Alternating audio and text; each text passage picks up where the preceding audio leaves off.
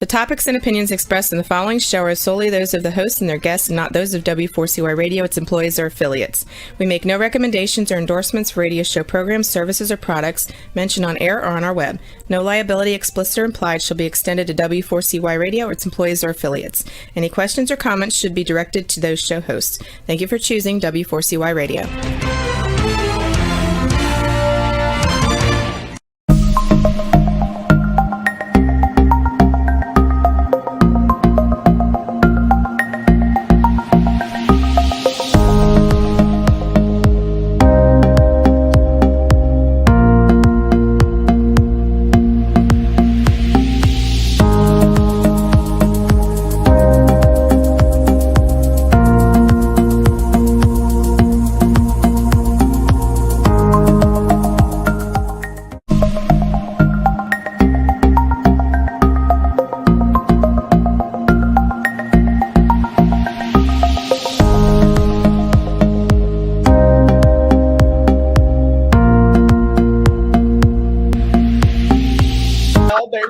I'm right next to a graveyard. It's very Hitchcockian. I love it. Yes, I'm in sunny, not so sunny P-Town today. And yes, it's wonderful. A graveyard, Stephen. Tell me a little bit about that graveyard. Oh, it's an old graveyard. It's actually featured in this season's American Horror Story. I forget the name of it. It'll come to me later, but yeah, graves from like the late 1700s, early 1800s. Oh my God! I am a graveyard queen. I love a good graveyard. So you know what? You are a person after my own heart because I love a good graveyard too. As a matter of fact, last week, and I think Stephen, you know this, my car was hit right by a graveyard, right on what is that 206 in Milford, Pennsylvania, on your way to Dingman's. Yes, in Deliverance Country. Yeah. Yeah, right. Deliverance Country. Yes, it was. I was right by ye old graveyard on my way to the Phoenix, being tailgated by somebody with a big truck. And the next thing I know, he shoots out in front of me, wheel screeching, because I guess I wasn't going fast enough for him. And boom, the car right behind me hits me as I make the right turn into the parking lot of the Phoenix, which is also next to the graveyard. So there you have it. People, if you're watching, don't tailgate. There's no reason for it. And I got to tell you, if I can find out who the person was who caused the accident, there will be hell to pay. There you go. Well, welcome to TriVersity Talk, folks. Welcome to TriVersity Talk, where we let it all hang out. That's amen. That's right. Wow. Amen. Can I have an amen? So tonight, I'm very excited about this beautiful author we have on tonight. She's come to us all the way from Palm Springs, but that's something you can do when you are virtual these days. She wrote a love story, and the book is called Joi Lansing, A Body to Die For. It's a love story by Alexis Hunter, okay? It is set back in the Hollywood of yesteryear. It is a true story. It is a true story of a love between two women. And I read this book cover to cover, and I laughed and I cried.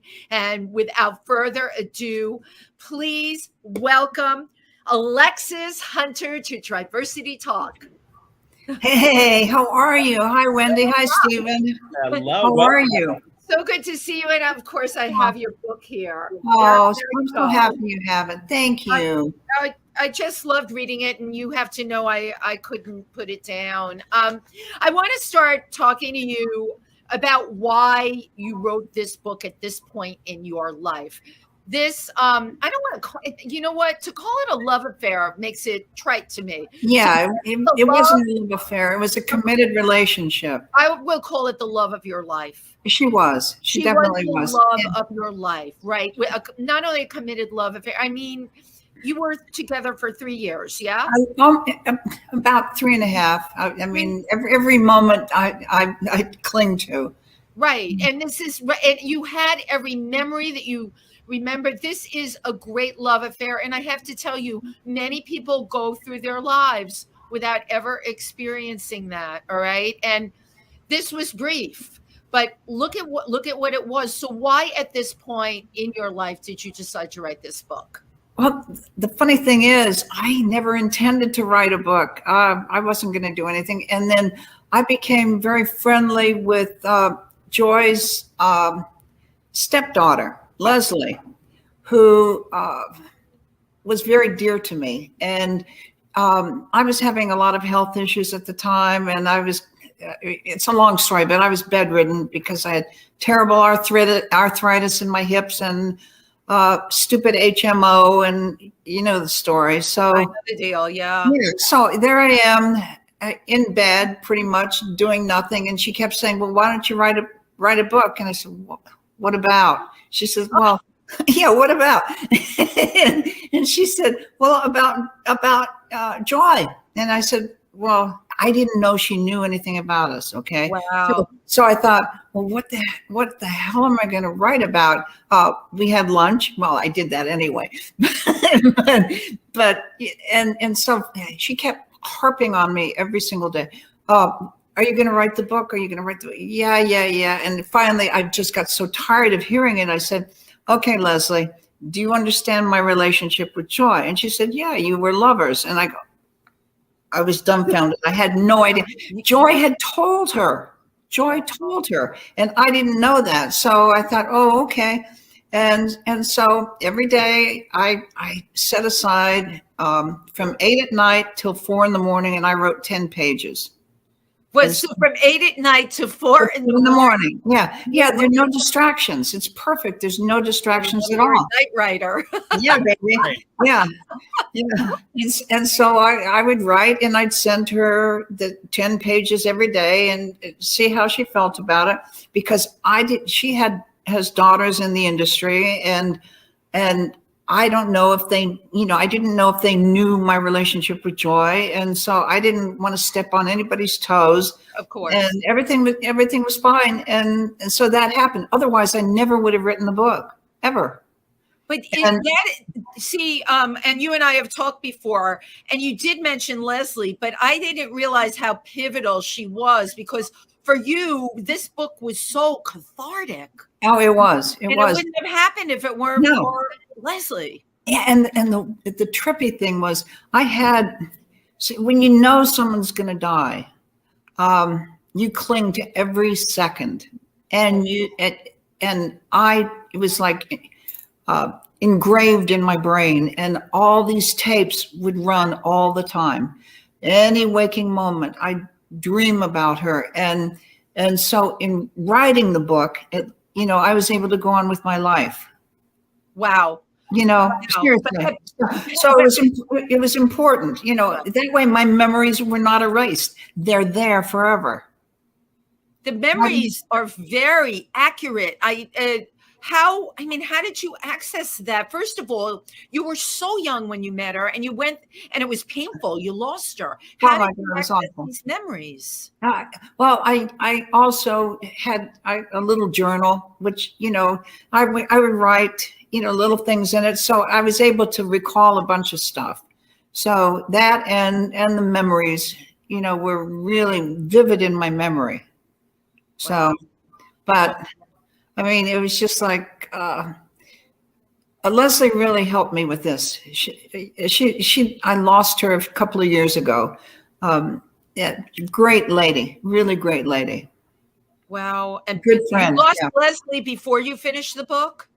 No, I lost her a few years. I finished the book in 2015. Okay. And you lost her shortly after, I would say. Yeah. Sorry. Wow. What I would like for you to do before Stephen plays the video, just quickly set the scene for us, like the year and what Hollywood was like at that time. Oh my God. I met her in 1969. That was the year of, I think, the first man on the moon, I believe. I'm not sure.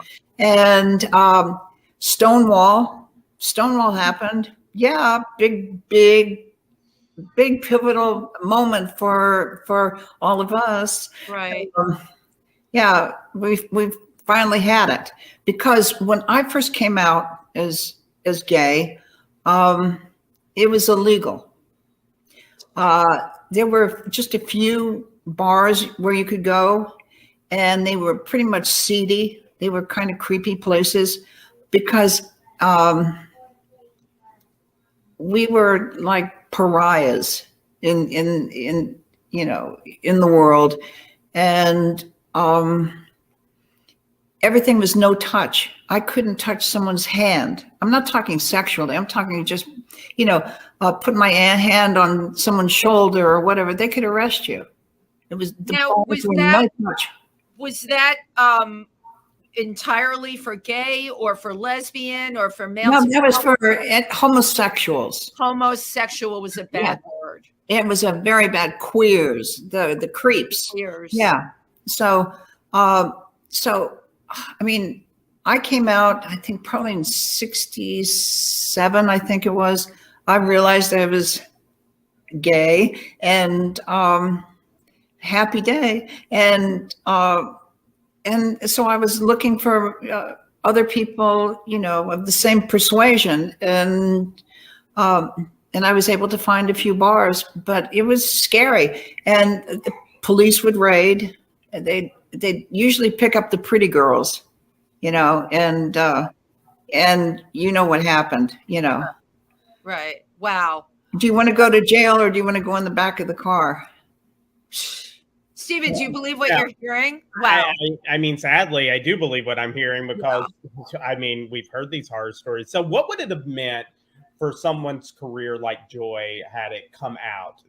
It would have destroyed her career. Absolutely destroyed her career. She was a sex symbol. Men adored her. I mean, she was like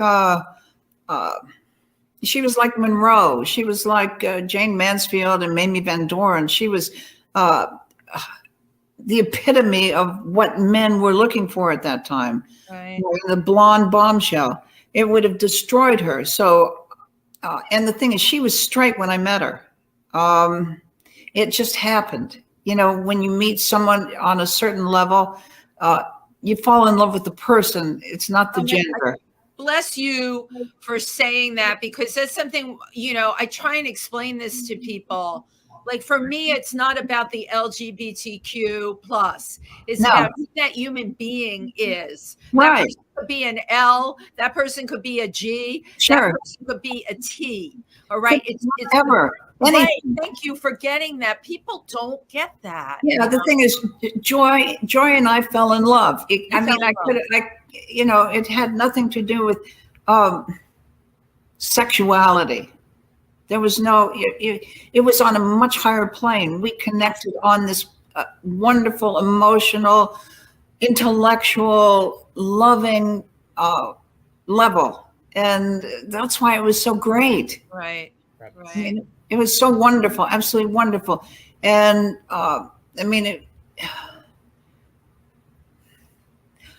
she was just the greatest, and the thing is, the book is not a tell-all. That's one thing that I want people to know. It's not a it's a love story. It's a story about two people meeting and falling in love, and it also, I think, will hopefully help people understand that being in a same-sex relationship is no different than being in a heterosexual or whatever relationship. Yeah, you have the same drama, the same trauma, the same ups and downs that everybody has. Exactly. Yeah, you're no different. You're no different. Except I think we're in a society now, somewhat, that is, of course, much more supportive of that. We have marriage equality, although, the last 4 years, there were so many threatening bills put out there. It was really scary, but we have come light years from when you and Joi met and fell in love. Oh my God. Yeah. Things have changed, but it depends on where you live. If you're living in the South or the Midwest, it's still pretty dicey, I think. It's getting better, but there's still a lot of resentment, and still, if they think you're straight, they have one attitude, and, they'll tell you the truth about how they really feel. If they think you're gay, then they'll, everything is lovely. We love you. Yeah. Right. I watched the documentary Pray Away a couple of weeks ago on Netflix, Yeah. and it was about the ex-gay movement, and just the number of people you would see in these churches, these straight people, and just embracing this whole ex-gay philosophy. And I'm like, oh, this is really disturbing. It's like, how many people around me, if I said that I was no longer gay, would be so happy? They would be thrilled out of their minds, Stephen. Yeah, it just scares the shit out of me. And they want to pray away the gay. Good luck to you. Good luck to you. Good luck to us all. Yeah, exactly. No, it's a bunch of crap. It's ridiculous. But just being one of the really cool things, you guys, is since I'm writing the book, I've had people write to me, straight people write to me about having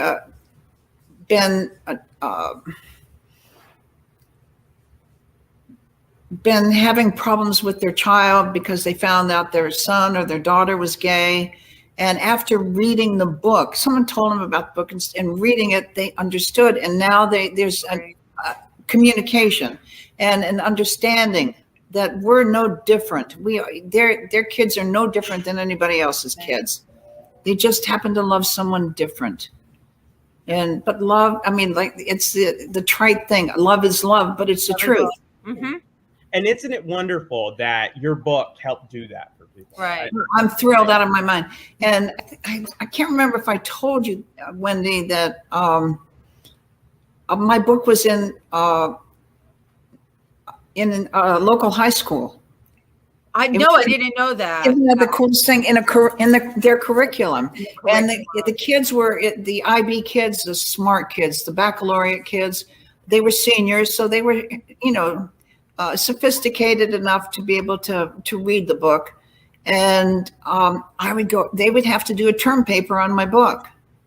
And I would go and talk to them, and we'd do a Q&A, and nothing was, off the books. They could say anything or ask any question. And it was wonderful. Those kids were so open. And I mean, I would love to talk to more kids. I would love to do that. And it's to help stop bullying. I am so sick and tired of kids being bullied and harassed, So if anybody out there would like me to talk to the kids, I would love to. I would love it. Oh my gosh, that's great. I really wish you were in our area. Well, you never know, Wendy. You never know, and I think we could certainly use it. What I love about it is it's about this beautiful relationship, right? Mm-hmm. And it's also historical. You're telling the story and the history. You're telling LGBTQ history through what it was like for you, right? What the times were like then. And it's humbling for a lot of these kids to realize that y'all paved the way for everybody else. Right. We were talking, you were saying back in those days, they used the word queer very derogatory. Yeah, it was an ugly word. Right. And when I grew up, queer, you called someone a queer, it was an ugly word. But now so many people it's a positive word, identifying as queer. And a lot of the people in their 20s, they identify as queer. It's a positive thing. It's good. Sure. It's okay. So it does show you how things change. And for these kids in the honor class that you got to read your book, my God, what an amazing opportunity, because those are the kids that are going to take it along with them to college. I hope so. They read. Yeah, I hope so. If it just opens someone's heart, that's what I want. I want it to open hearts, to have compassion for others. Empathy, compassion. Understanding. I hate the word tolerance. I don't want anyone to tolerate me ever. Right. Right. That's so cold. It's cold. Compassion is the word I want. Compassion for somebody else, because we're all on this planet. We're all humans. We all hurt. We all love. And just to be a little kinder to each other. How about kindness, and how about respect? Yeah, respect. Respect. Yeah. Absolutely. So You really set the scene, okay? But nothing can describe this video. Before we get into the video, these videos that were made, and Joy was, of course, we'll talk about her amazing movie career and TV career, okay? From my favorite show, like the Beverly Hillbillies. Right. Shows she's been on, but I do want you to talk a little bit about the video we're about to see. It's called Scopatone. Right. And what were those? Scopatones were the first music videos. They came out, I believe, in the, I think around the mid 60s. And Joy was one of the star performers. They had a lot of the popular singers do, they did videos, and it was the same stupid director, and just awful. It's so campy. It is just so bad. So bad. It's so bad. It's great. It is. I thought it was honestly totally fabulous. It's and fabulous. Of course, the role that the male played in this video, that creepy little guy. Yeah. Oh my God. And the camera work, the thing that cracks me up is the camera work. That director has the camera focusing on her chest, her butt. It was the 60s, baby. It was the 60s, baby, right? Yeah, it was the 60s, yeah, for sure. But the Scopatones were, it looks like a great big, standalone ATM. That you, giant. They had the big box thing with a screen, and you put, I don't know how much it cost, 50 cents, something like that. And you could choose the video that you watch. And that was a big deal then, because they didn't have that. And Joy did, I think, 3 or 4 of them. And she was like the queen of the Scopatones. Queen of the Scopatones. Yeah, that was my girl, right? That's the sequel. Yeah, baby. Yeah. So I think you're gonna love this. This is probably the campiest one that she did. It's called Web of Love. Yeah, Web. And you're gonna love it. It's so bad. It's wonderful. Without further ado, let's see if we can make this go as smoothly as possible. Cool. Thanks, Stephen. Oh, yeah.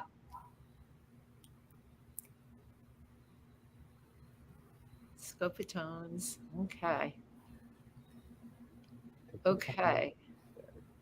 I was a big game hunter who held a poison dart. I was game and you took aim and struck me through my heart. Now I'm trapped in the web of love.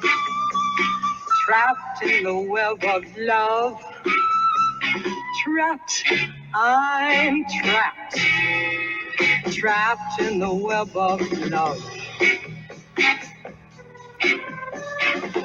Love the big witch doctor who stirred a brew for me. I took sips from your sweet lips and now I can't get free. 'Cause I'm trapped in the web of love. Trapped in the web of love. I'm just trapped. Trapped in the web of love. Like a bird in a cage, flapping his wings in a rage. I can't fly away. Clip my wings and I've got to stay. Love the big black cobra that reared its head. I got hung with honey tongue. Wish that I were dead. Now I'm trapped in the web of love.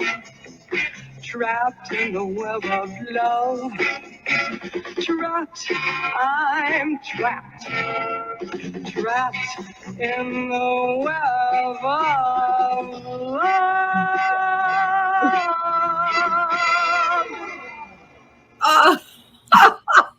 Is that hysterical?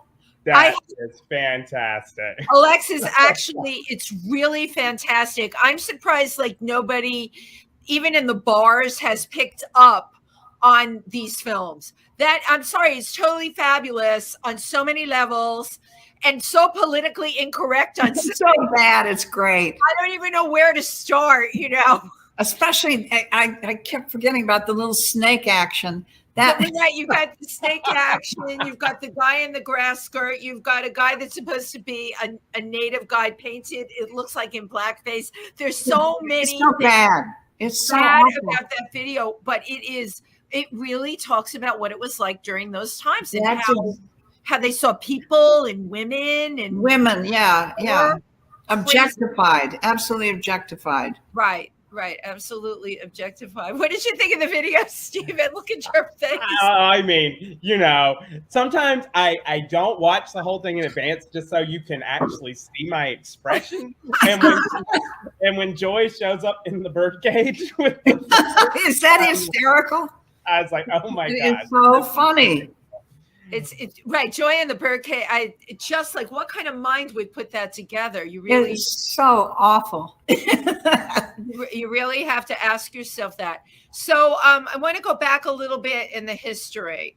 I want to talk about how you met, because that's quite a story. Oh God, it's so funny. I was very friendly with a woman by the name of Alicia Brevard, and TriVersity would probably be very much aware of her. She was one of the first transgender women in this country. I think the doctor who did her surgery was the same one who did Jorgensen, Christine Jorgensen. Christine Jorgensen, of course. Yeah.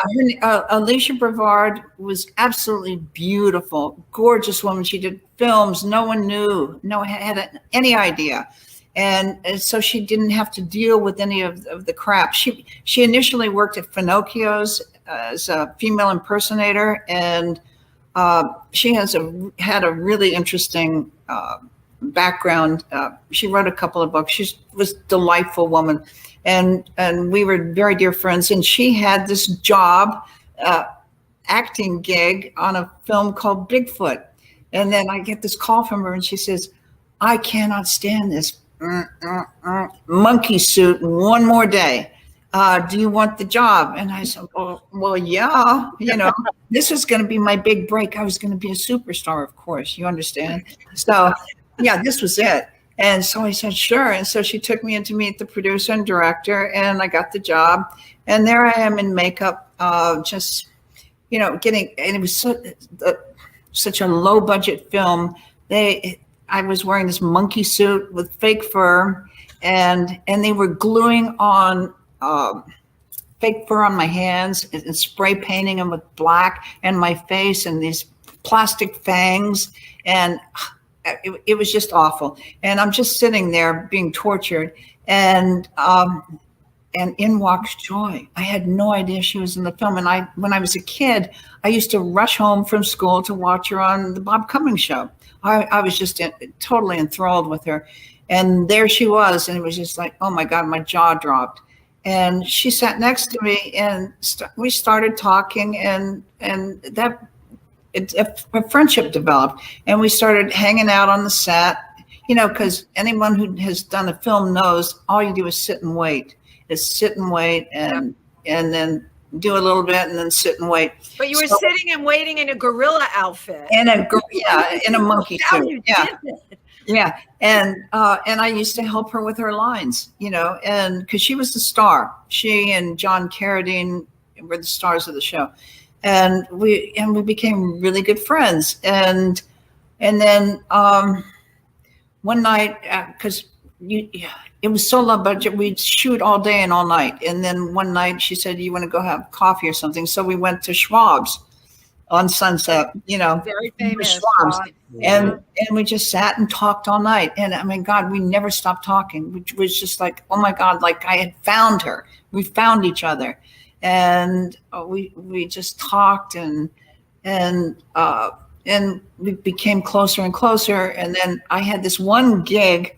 I was living at the Studio Club. I don't know if that's where young actresses live. At the Studio Club. Yeah. What was that? That was a great place. That was for young females who were in showbiz.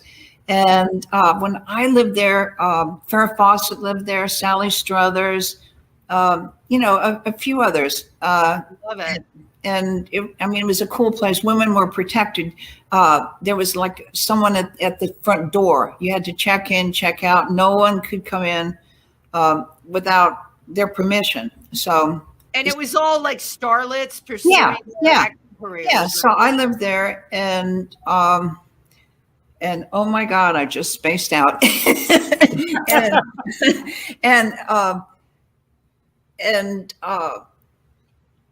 Oh my God! So you were living at the studio club, and at this point, you and Joi had this magical. Yeah, and so one of my friends had a gig working as a go-go dancer, a bikini go-go dancer at this dive in LA, and she couldn't make it. She wanted to go to a birthday party or something, and so she said, "Do you want the gig?" I said, "Sure." So I called Joi and told her, and Joi was having an affair with Sid Caesar at the time. Wow. And I said, I invited her and Sid to come and see me, because why not? And so there I am on this platform, go-go dancing in this little bikini, and in walks Joi, all dolled out. Yeah, I mean, just so freaking gorgeous.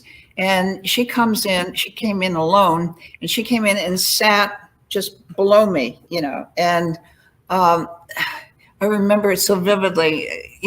They started playing My Girl, The Temptations' My Girl, and and I was just looking at her and looking at, and then she after the song finished, she goes like this, and she whispers, "You don't belong here. Let's get out of here." So I just said adios and left. And then we went over to her place, and we were just sitting by the fake fire. She had this really cool apartment, and that was really in at the time. That was really hot stuff to have a fake fireplace. I have one in the city. Good for you. I plug the logs in, they light up. Isn't that great? And so we were just lying by the fire, and I knew I was gay. I'd had not a relationship, an encounter. And I knew that's who I was. And I was not going to do anything to blow this. I would never have come on to her ever in a million years. I just wanted to be around her. And suddenly she leans over and kisses me. I mean, I was shocked, absolutely, totally shocked. And well, I never left. I was there until she died. Wow. Yeah. So, I mean, this is a fairy tale, absolute fairy tale. It really is a fairy tale. Well, so, did the two of you, Stephen, what were you going to say? I was going to say, when did Alexis Hunter become Rachel Lansing? When I was with Joi, I had to pretend to be her sister. Because we had to protect her reputation, and we were both blonde, both same color eyes, gorgeous, and both gorgeous. We could pull it off. Thank you, you're so sweet. Then we could pull it off. So one time she brought me over to see her friend Joey Bishop, and she whispered, probably told him what was going on, and he said, "Well, you look like a Rachel. You should be Rachel Lansing." So from that point on, I was Rachel Lansing. And so Joy's little sister. I was her baby sister. And I still had that name until she died. And then after she died, I went back to my old life. And so Rachel sort of died. Rachel died with Joi, actually. And now I use the name Rachel Lansing on Facebook because the Alexis Hunter was hacked and sending out terrible porn. So I had to get changed. Yeah, I mean, terrible, not good porn, but terrible porn. Bad porn, right? Bad porn. And so I got dumped. So I had to come up with a name so that I had almost 5,000 friends. And so I had to come up with a name that people might recognize. So anyone who'd read the book would know that was me. So the Rachel Lansing still is on Facebook, but wow. But otherwise, no. Rachel died with Joi. So Wow, amazing. So I want to talk about like the time that you were together, right? Obviously, to me, when I read the book, it is a fairy tale. You went to clubs and then she was performing all over. You went with her. Can you paint that picture Oh for my us? God, it was exciting. Joy also had a nightclub act. I mean, she did film and television. She did over 100 film, television shows in her career. And she developed this wonderful nightclub act. And when we were together, we came to New York, and she performed on Long Island. She did theater in the Round. She did a show called This Is Burlesque with Mickey Hargitay. And my claim to fame is I babysat Mariska Hargitay. Oh, For about 10 minutes. That's wow. What a piece of history, right? Yeah, because they were doing, a little press thing. And so somebody needed to watch the kids. So I was with Mickey's kids, and that was very cool. Wow. That was very cool. Yeah. Really cool. What was happening with your own career while this was all going on? I forget about my career. About it. I was in love, baby. You were in love. I know. I was in love. You were in love. You didn't get. You were young, in love. What else? Yeah, I was 21 years old, and this was the bomb. And I mean, we were in New York. And she was performing there, and then she got a gig in Vegas. Come blow your horn at the Thunderbird. And so we were in Vegas, and I met some of the coolest people. I mean, Elvis kissed me, baby. You were kissed by Elvis. Yeah. Wow. Is that cool? I'm gonna put that in the bio. Yeah, I was kissed by Elvis. So yeah, I met him. I met James Brown, Anthony Newley, a lot of the biggies. All the biggies. Frank Steve Sinatra. Lawrence, Edie Gourmet, all those wonderful performers. All the biggies. How amazing to be in your 20s, because we've all been there, and to have that existence, absolutely incredible. Oh, no it was wonder great. you stopped auditioning. Yeah. Life was just too fabulous. Yeah. But then, as you wrote in the book, what started to happen with her health? She started to deteriorate health. Yeah, she started. Well, we were together about a year, and she started to have pain, and then she had like a small little pinpoint lesion on her nose, and it would start bleeding. And so we went to an internist in LA. We had come back, and because she wasn't feeling well, and he didn't like what he saw, and he said, I want you to talk to one of my buddies down the hall. And we went there, and he examined her for like an hour. And this is probably one of the worst days of my life. He came out and he said, "I'm sorry, she's dying." He said, from this, like, well, she had a tumor, an ovarian tumor, the size of a football. And you didn't know. Wow. He palpated it. He said it's spread throughout her body. They might be able to remove the tumor, but and it was just like, oh my God. And so like we were able to find a doctor, a surgeon in Santa Monica, who removed the tumor, and he came out and he said, we removed the tumor, but I sewed her right up. There's nothing I can do. We can try chemo, but there's nothing. There's nothing I can do. And prior to this time, she was getting silicone shots. When did she first start using silicone? She had silicone. She was involved with Sinatra. They had a big affair for a year or so. And she and Sinatra went and had silicone injections. He had it in his face. That's why his face was so lumpy toward the end. Right. Yeah. Yeah. He had all the silicone injections, and Joy had it in her breasts. And when we were in New York, she had one of her breasts was starting to get real hard and misshapen, and we went to a doctor there, and they didn't know what it was, and he started injecting her with cortisone, which was the worst thing he could have done. And prior to that, one thing that led to her demise is one time she went to a doctor, and she's a buddy of hers, and said, I don't want to grow old. I can't grow old in this business. I can't, because she was just turning 40 at that time. And so he said, well, I'll give you estrogen. And this was when she was in her 30s. And she was taking Premarin all those years. Oh my God. And her body was producing plenty of estrogen. So in your 30s, absolutely. Oh my God, yes. So she had the Premarin, and then the silicone, and the stupidity of doctors. She was having problems. We went to doctors, and all they wanted to do is hold on, and they bring their buddies in just to meet her. They weren't concerned about what was wrong with her, and I mean, it was awful. It was just one thing after the other. It was a perfect storm, Right. It's just like,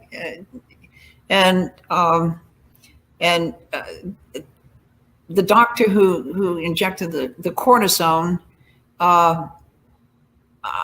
that's when I stupidly, he also did silicone injections, and I had one injection in each breast.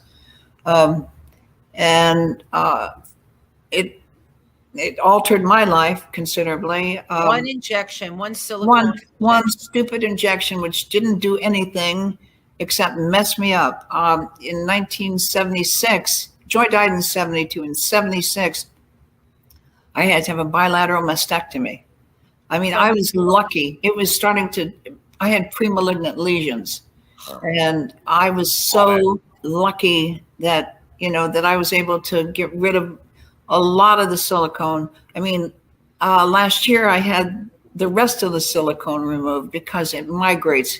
And unfortunately, people don't understand that it doesn't stay in one place. It goes all over the place.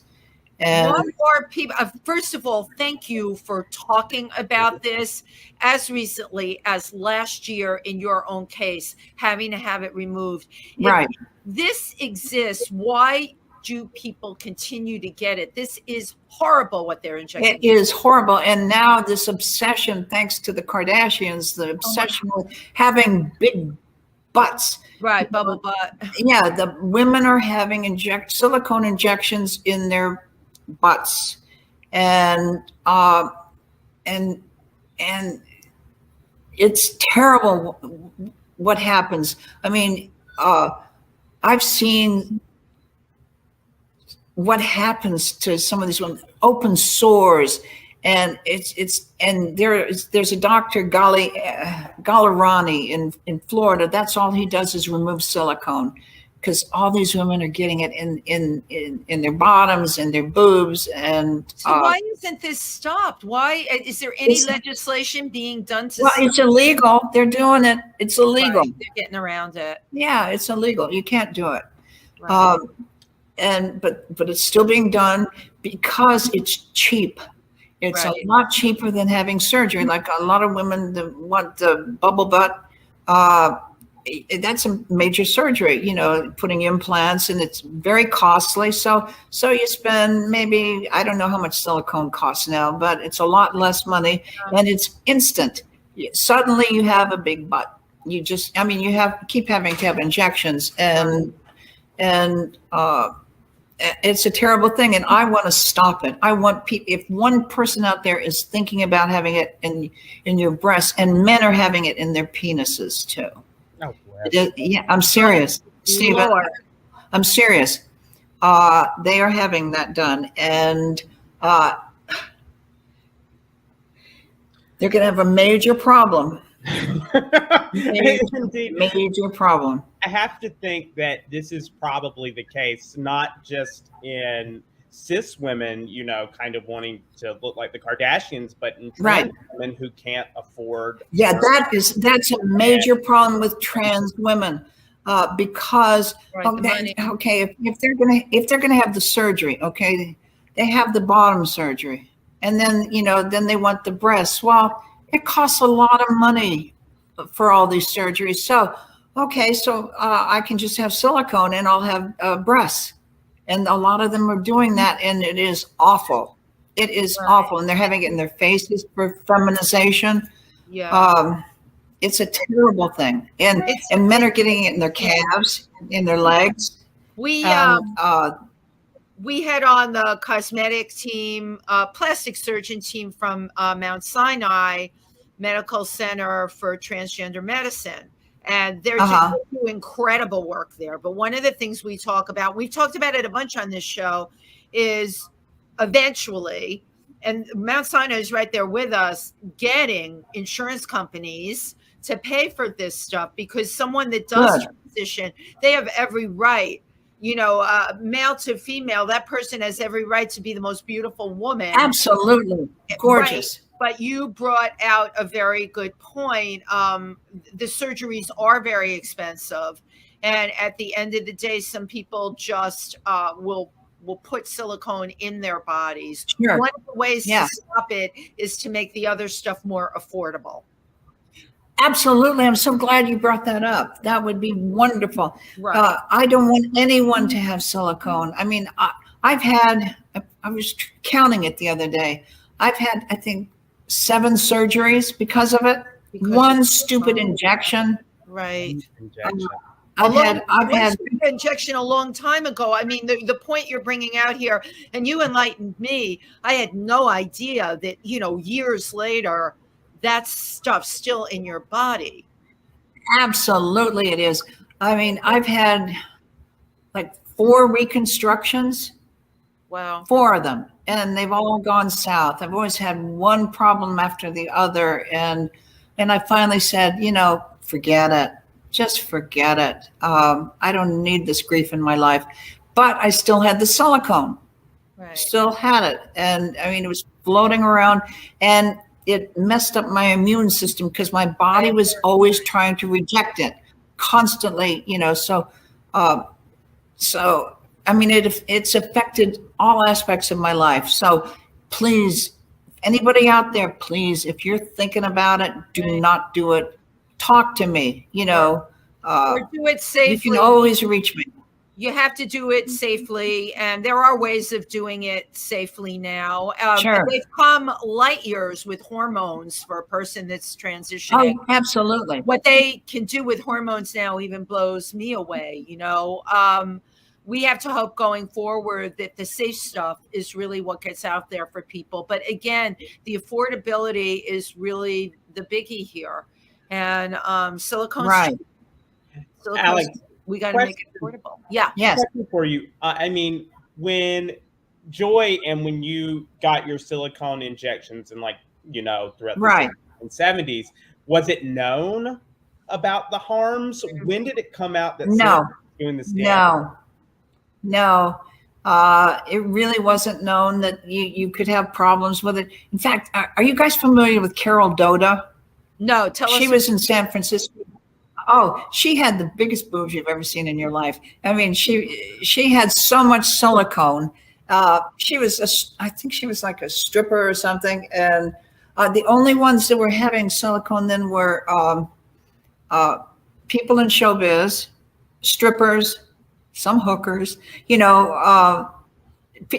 that wanted, thought because the male fascination with big breasts at that time. Well, still, the bigger the boobs, the happier they are. So, so whatever. So awful. Wow. Women were doing it. Yeah. So do you think, from your perception now, do you feel Hollywood has changed a lot? We have a lot of the people running things, right, are hardcore right now. Drew Barrymore has her own production company. I mean, we can name women that are running the show. Do you think it's changed somewhat? Thank God it has. Yeah, it's better. The Weinsteins and the creeps. I mean, I dealt with it, and I was nobody. I'd go on an audition or something, and suddenly it's Okay, you want to come to my place, or how about in the office? It's just fine here. It was transactional. If you want the job, you gotta That's what you got to make do. me happy. Right. Yeah, you got to do what you got to do. And thankfully, women are starting to reject it and just say, "There's no way. There's no way." And if you continue, I'm going to report you. And see, the thing is, during the 60s and probably 70s, I don't know when it got better. You didn't report it. You don't, because nobody would pay attention. And it was just like, well, that's the way it is. People in power. And it's not a sexual power thing. In the late 70s to Sure. model and act. And there was a notorious guy, and I wrote about him in my book. I changed his name, but I have no issues saying his name here tonight because he's probably gone. His name was Gene Coogan. And this was the thing. If you were sent up to his office for a role in the film, and I joked about in my book, he was 300 pounds, and I don't think he had any legs because he was so big. Oh my God. I couldn't see anything underneath that Gross. desk. And he was the classic definition of a pig, like Harvey Weinstein, right? Sure. But I remember being sent up there, and I was very green. And, he told me about all the roles he was going to give me and films Sure. and everything. And I'm like, oh, that's really great. Do you want my 8x10? You know what I'm saying, Alexis, you've been there. You have your little 8x10. Oh, yeah. Oh, absolutely. Sure. And everything. And then he was like, well, of course, he said, I'm going to see you back here tonight. And I go, well, why am I coming back here tonight? Auditions are only during the day. He said, well, you understand that you're expected to come back here tonight, and I have other people for you to meet. So this is right. This is how it was. Now, I was little Wendy Fleischman at the time. I went running out that door with my ugly portfolio and my little 8x10 back to my apartment on 77th Street over a liquor store. And I was really very upset and horrified. Sure. Oh my God, yeah. That it was like that. And then you start to understand that there's a lot of, I'll say the word girls, that went along with that. It is only, and Stephen, I'll say it, because of the Me Too thing, thank God the Epsteins and the Weinsteins and all of them really got exposed. The one thing though, and you mentioned it earlier, if you've got role models like the Kardashians, what kind of message are you sending out there? What's the message? It's the whole plastic thing. You're not good enough. Yeah, you have to be different. You're not good enough. If you don't have this, you're not good enough. You're not good enough. What's Instagram telling young girls? Oh, you know what? You need filters on your pictures because there's so many beautiful. Right. I mean, I don't know where it ends. To me, it ends with, women saying from that movie, we're mad as hell and we're not going to take it anymore. Absolutely. Absolutely. Yeah. And calling it out and blowing the whistle. And of course, women supporting other women. Stephen, you know what I want to do? Can we see the stills? I personally love the stills if we can get them up there. Oh, thank you. Because how well I master this. You're fine. You're a hell of a lot better than me. I mean, we've got Joi Lansing with Kate Ballard. We've got Joi Lansing with Lucille Ball. Sure. They're so cool. Okay, look at that. There's Joi. So we're just going to do a little scroll. Oh dear. Hold on one second, please. Girls. We'll mute myself. So was this like a pin-up picture that she used? It was a publicity shot. Sure, right? a publicity shot. Sure. Oh, look at that face. Isn't she gorgeous? Yeah, she's gorgeous. So beautiful. And she she had a beautiful body. She didn't need the silicone. But she was told that, from what you were describing, you had to have be a double D. How crazy. Yeah, she was competing against Marilyn Monroe. And so, and the age thing, and you've got to be sexy. You've got to be sexier than that one to work. Right. So it was all competition. I love your doggy. Yeah, he heard the other. That's what's so funny about live stream. He heard the other dogs barking. Yeah, I love it. I love it. Nugget. Oh, your puppy's so wonderful. What's your Nugget. puppy's name? Nugget, because he's a I little love your nugget. dog. Oh, You're now meeting the love. This is the love of my life. I understand that. I have Sam and Fifi. I'm Oh, in you love have with Sam. two. Wow. This Yeah. shot, she is extraordinarily beautiful. I mean, She was magnificent, honey. And the thing is, she was more beautiful in person. I can She was imagine. perfection. Right. Everything about her was Life perfection. magazine. Look at that. Yeah. Look at that face. Wow. Gorgeous face, great face. Absolutely gorgeous. Superman. And she was Mrs. Superman. That's a piece of history. Wow. Yeah, isn't that cool? Yeah. Love it. Totally And there love with it. Lucy. There she is with Lucy. With Lucille Ball. Yeah. In fact, Lucy wanted to put her under contract because she saw Joy was a comedian. Joy was really, I mean, deadpan funny. And she wanted to put her under contract. And unfortunately, Joy's husband, who was her manager, Ugh, said, God. "You're too good for this," and rejected the contract. Do you Crazy. believe that? Yeah, she could have been a much bigger On star. the way of her success. That's Kay Ballard. And Eve Arden. Eve Arden. Oh my God. Yeah, I love yeah. Eve Arden. Yeah, Eve Arden. Stephen, This was Eve the Arden. mothers-in-law. Yeah, I love it. Isn't that cool? Yeah, these are really, really cool. I love it. Yeah. What a piece of history. So I want to talk about, you've got this big upcoming book signing.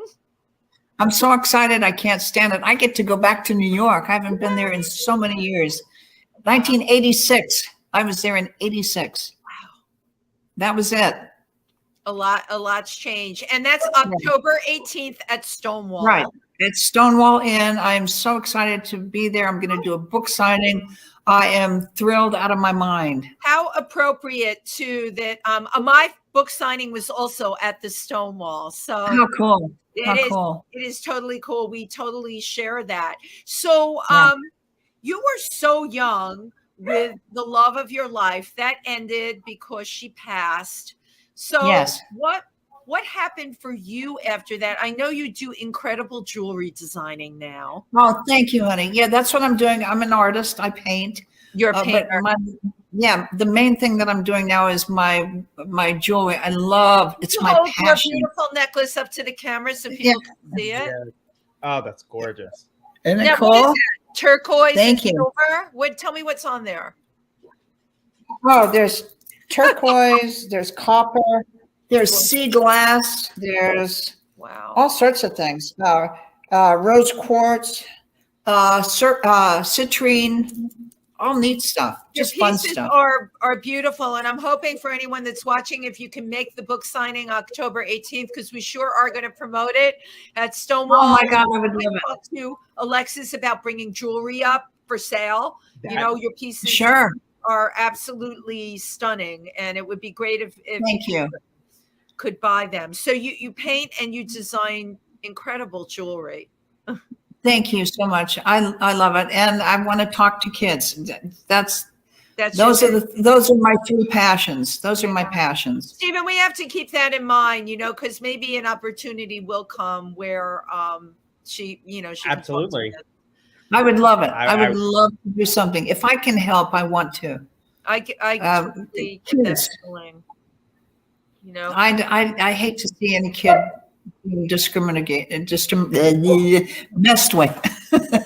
I love it. Well, yeah, and we have an LGBTQ center, TriVersity, and we have kids come in, and we Right. have open hours and where people can come in and ask questions, and we're having the library there. Stephen, how many books are in our LGBTQ library at this point? A few.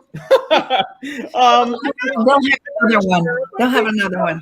Yes, we probably have 100 titles or so. 100 titles. 101 for sure. We'll have You will Joi have Lansing, 100. a Body to Die For. Where can people buy your book? Amazon is a great place to buy it. Amazon.com, Barnes and Noble.